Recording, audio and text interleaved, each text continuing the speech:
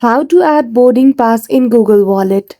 In this video, I will show you how can you easily add your boarding pass in Google Wallet. So without any delay, let's get into it. For that, firstly you need to open Google Wallet application or simply go to its website. After that, log in with your account details, and now there are two methods to actually add your transportation ticket in Google Wallet. The very first one is to you can use Google Wallet to make the payment for your booking, and then it will automatically be added in your Google Wallet.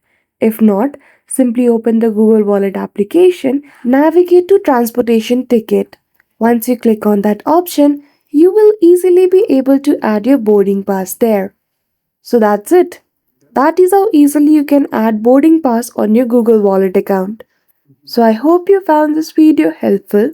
If you did, don't forget to give it a thumbs up and subscribe to our channel for such tutorials.